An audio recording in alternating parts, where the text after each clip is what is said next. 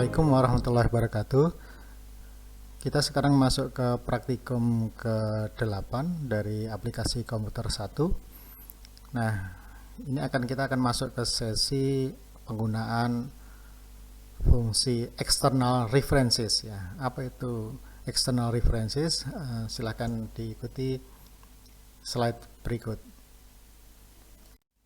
Baik, saya akan mencontohkan dengan satu kasus di mana kita harus menyiapkan satu dokumen gambar kerja dari suatu desain rumah misalnya.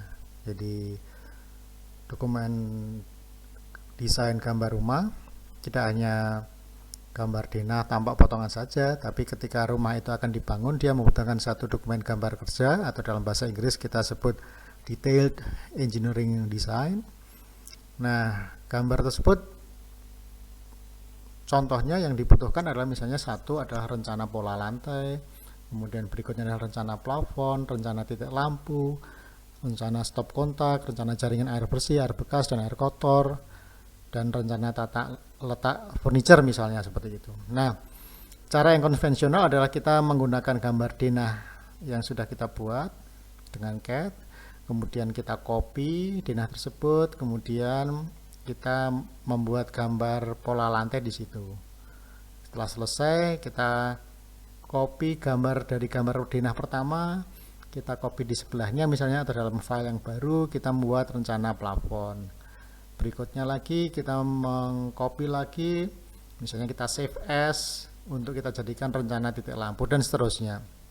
Nah, problemnya adalah ketika ternyata di kemudian hari atau setelah proses desain berlangsung ada satu perubahan yang kita lakukan, misalnya saja ruang keluarganya ternyata kok terlalu sempit ya, kita akan menggeser salah satu dindingnya sejauh 1 meter misalnya. Nah, ketika denah itu kita geser akan berakibat pada rencana pola lantai yang ternyata harus kita rubah juga denahnya. Di gambar rencana plafon kita rubah semua, rencana titik lampu kita rubah, dan seterusnya gitu. Nah, bisa dibayangkan kalau ini dokumen bukan dokumen desain rumah tinggal, tapi dokumen bangunan bertingkat tinggi 50 lantai untuk satu hotel atau apartemen gitu ya, apartemen atau yang lain, yang tentu saja akan sangat merepotkan ketika ada satu perubahan di satu titik gitu ya.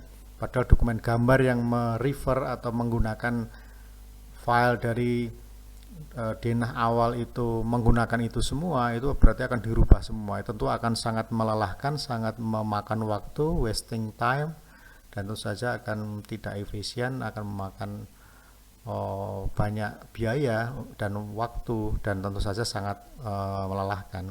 Nah, dengan fitur external references ini kita seolah-olah seperti membuat satu dokumen ya, katakanlah dalam konteks ini adalah denah utama atau denah masternya begitu. Nah, kita nanti akan membuat rencana pola lantai menggunakan itu, rencana plafon juga menggunakan master itu, titik lampu, stop kontak, layout furniture, dan lain-lain. Kita akan menggunakan denah itu. Nah, ketika denah itu dirubah, seluruh dokumen yang telah dibuat, pola lantai, plafon, titik lampu juga semua akan ikut berubah. Jadi kita tidak perlu merevisi setiap lembar, katakanlah setiap lembar dari masing-masing gambar rencana tersebut. Kita hanya tinggal menyesuaikan saja ketika external references-nya berubah, kita tinggal menyesuaikan masing-masing desain plafonnya mengikuti perubahan tersebut. Nah, untuk aplikasinya silahkan ikuti penjelasan dari dan praktek dari Mbak Rizka. Assalamualaikum. Kali ini kita masuk ke modul 8. Modul ini kita akan materi ya, jadi bukan praktikum. Materi namanya external reference atau shortcutnya itu XREF. Nah, fungsinya ini tuh kayak banyak banget gitu loh. Jadi sambil nanti kita coba materi itu, nanti aku jelasin juga fungsi-fungsinya. Langsung saja. Jadi yang pertama itu langsung aja kita buka file mana yang mau kita extract. Nah, misal kita mau nge-extract file ini kan. Nah, ini tuh dihapus aja nama-namanya, sama kalau ada garis potongan atau ada dimensi itu dihapus aja. Terus kita save. Setelah itu kita cek dulu unitsnya itu pakai apa. Nah, unitsnya kayak gini ya, diingat-ingat. Terus kalau udah di OK, terus kita langsung masuk ke lembar kerja baru.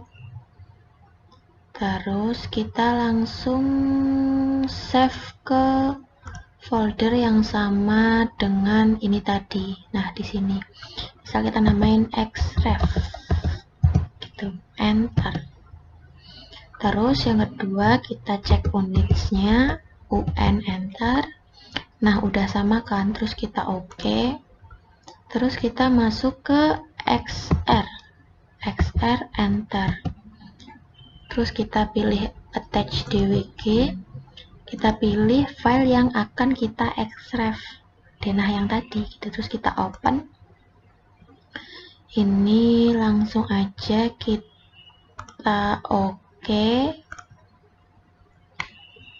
Nah,